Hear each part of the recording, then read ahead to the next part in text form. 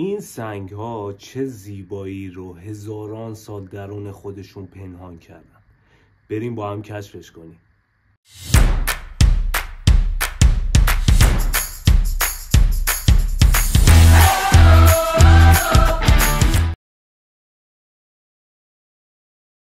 سلام خدمت رفقای عزیز، من علیرضام و اینجا کانال مستر عقیقه. امروز اومدم چند تا سنگ مختلف رو براتون برش بزنم. اولین عقیقی که اینجا هستش پوسته خیلی نازکی روش هستش، حتی یه سری از جاها بیرون زدگی عقیق رو مشاهده میکنید که باید برش بخوره. به نظر عقیق خیلی جذابی میاد. دومین عقیق کوچولوه که معلوم نیست، هیچی داخلش معلوم نیستش و نورم گرفتم، نورم درست مشخص نمیکرد که داخلش چیه. باید برش بزنیم رنگ توش چجوریه.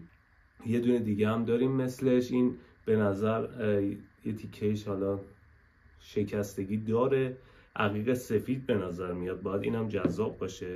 یکی عقیق هم که یه عقیق خاص و جالب که باید برش بخوره ببینیم چجوریه. به نظر این هم یه عقیق روشنی میاد، البته یه حالت کبودی، یه رنگ آبی هم توش دیده میشه. این یکی هم یه دونه سنگ عقیق به این شکله که این مدل برشش باید اینجوری باشه. احتمالاً یه حالت رگه های سلیمانی توی این سنگ دیده بشه.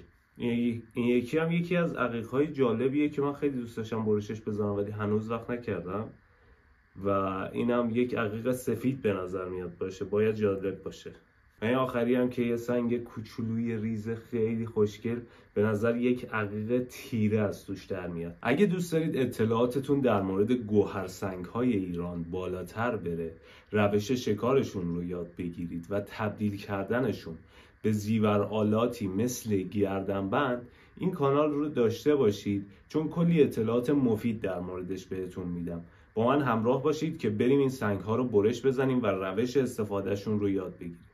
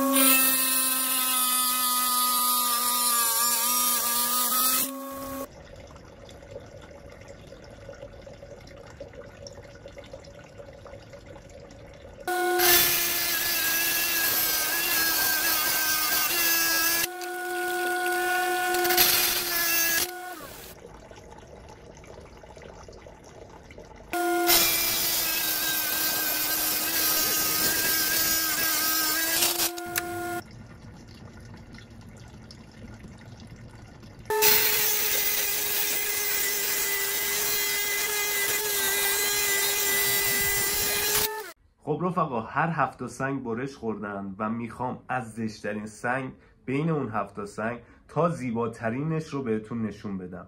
ادامه این ویدیو رو همراه من باشید و شما هم نظرتون رو در مورد این سنگ ها بگید. خب من میخوام از آخرین سنگ شروع کنم و بهتون نشون بدم که درونشون چه شکلیه. خیلی سنگ‌های فوق‌العاده‌ای هم و این یکی یه ذره چون کج برشش دادم از اینجا شکست ولی خب در اصل خیلی از جاهای سنگ هنوز به کار میاد و میشه باهاش خیلی کارو کردش. بریم که داخلش، البته قبلش بهتون بگم، قبل از اینکه بازش کنم، این لایه‌های زردی که روی سنگ ها میبینید، این رنگ زردی که روی سنگ ها میبینید، دقت کنید به رنگش، اینا نشون دهنده عقیقه و اگر که جایی همچین سنگایی رو میبینید حتما آب بپاشید روش تا مشخص بشه داخلش عقیق هست. معمولا هم عقیق تیره توش هستش. بریم داخلش رو ببینیم. چقدر خوشگله، یه عقیق زیبای مشکی، خیلی زیباست، خدای شکرت. بریم سراغ سنگ بعدی. خب رفقا، این سنگو چون هیچ ایده‌ای نداشتم که از کجاش باید برش بزنم، یه تیکه کوچیک از این طرفش گرفتم که ببینم داخلش چه خبره و بهترین کاری که میشه باش کرد چیه. و این سنگ هم یه سنگ عقیق تیره است. اگه دقت کنید اینا لایه‌های زرد روش داره. معمولا این لایه‌های زرد، این رنگ‌ها رو اگر دیدید یک عقیق تیره قراره به دست بیارید. خب بازش کنیم. یه عقیق 7 رنگ بسیار زیبا. اگه این عقیق توی نور بگیرید یه رنگی میشه، اگه هر طرفی یه ذره نور بهش بخوره، هر جوری بهش نور بخوره، رنگش رو تغییر میده و به شدت این عقیق زیباییه. خدای شکرت. و اما یکی سنگ هم اگر نگاه کنید میبینید که لایه‌های عقیقی ازش بیرون زده، از پوستش بیرون زده و مشخصه که داخل این سنگ عقیقه و رنگ روش یه پوسته نارنجی داره که معمولا این سنگ‌هایی که یه عقیق تقریبا میشه گفت تیره دارن به این رنگ پوستشون. بریم با هم داخلش رو ببینیم. و یه عقیق کبود بسیار زیبا. این عقیق رو میشه به عنوان گوشواره و گردنبند استفاده کرد. چند لایه ازش میگیریم و اینو تبدیلش میکنیم به یه گوشواره یا گردنبند. قیمتی نداره این عقیق. اگه بخوام در مورد قیمتشون صحبت کنم، این عقیق شاید حدوداً دور مثلا اگر که برش بخوره حالا تبدیل بشه به نگین، دور 300 400 تومان قیمتش باشه. و اما میرسیم به یکی دیگه از سنگ‌های عقیق خاصمون. این سنگ هم سنگ بسیار زیباییه و برای اینکه شکلش عجیب و غریبه من مجبور شدم از این تیکش ببرم تا ببینم داخلش به چه شکله، تا این سنگ رو بهترین برش انجام بدم. ولی داخلش نیافت. داخلش بسیار زیباست. بریم با هم داخلش رو ببینیم. یه عقیق سفید، کاملا سفید. توی نورم که میگیری کل این سنگ عقیقه و نگین‌های بسیار زیبایی میتونه از توی این سنگ در بیاد. واقعا لذت بخش و زیباست. خدای شکرت.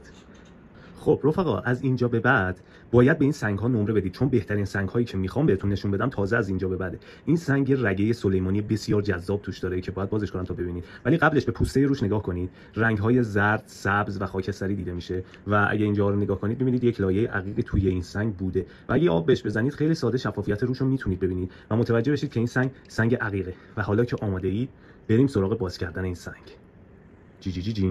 خیلی زیباست این سنگ. لایه های سلیمانی که توی این سنگ هستش واقعا شگفت انگیزه. این خطوط ریز رو نگاه کنید. اینقدر این خطوط ریز و زیباست که دوربین ها هم به زور میتونن بگیرنش، ولی به شدت زیباست. خدای شکرت، واقعا زیباست این سنگ. رسیدیم به این غول زیبا. این سنگ رو راحت میشه ازش چندین نگین زیبا در آورد و همونجور که میبینید کلش عقیقه. همونجور که میبینید رنگ زرد داره، تیکه‌ای از عقیق از بیرون سنگ مشخصه و یه آب زدن میتونه کل این سنگ رو مشخص کنه. نورم روش بگیری راحت نور ازش رد میشه. همین الان که داره نور صاف فاکس من بهش میخوره داره روشن میشه.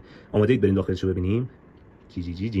به چقدر زیباست. یه ژئودی هم وسطش هستش که بسیار زیباست. واقعا این سنگ زیباست. از این سنگ باید یه گردنبند زیبا در آورد و رنگ بسیار خاصی داره. یک رنگ بنفش و آبی ترکیب واقعا زیباییه. خدای شکرت چقدر زیباست این سنگ. و اما رسیدیم به کوچکترین و زیباترین سنگی که امروز برش دادیم. قبل از اینکه این سنگ رو برش بدم باید بهتون بگم تا الان سنگ‌های قبلی به امتیازی که خودم بهشون دادم از زشترین تا زیباترین بوده و به امتیاز خودم این سنگ زیباترین سنگی بودش که من امروز برش دادم.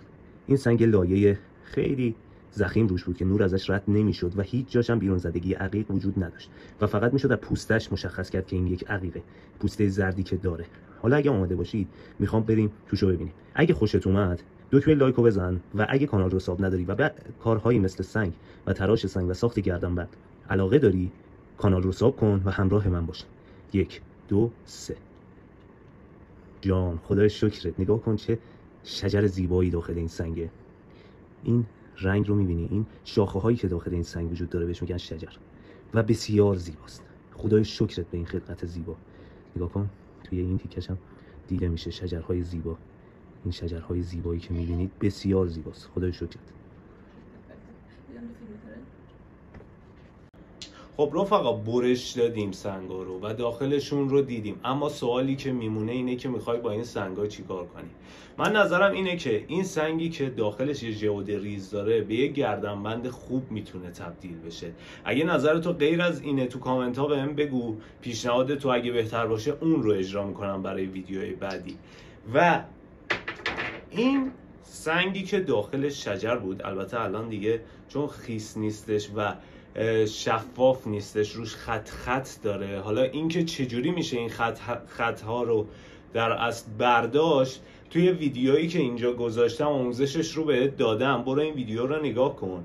اما این سنگ داخلش یه شجر داره و برای انگشتر شدن بسیار مناسبه. پس این سنگ رو من تبدیلش میکنم به نگین انگشتر و توی ویدیو بهت روش ساخت نگین انگشتر رو آموزش میدم. اگه تو الان کانال رو ساب نکردی کانال رو ساب کن تا ویدیوی بعدی که گذاشتم و آموزش دادم چجوری تبدیلش میکنم به نگین انگشتر رو ببینی و از دست ندی. من توی این کانال بهت آموزش میدم که چجوری این سنگ‌های عقیق رو شکار کنی و تبدیلشون کنی به یک نگین گردنبند یا انگشتر. اگه خوشت میاد از این ویدیوها حتما همراه من باش و سوالهایی که داری رو توی کامنت بپرس که توی ویدیوهای بعدی بهش جواب بدم.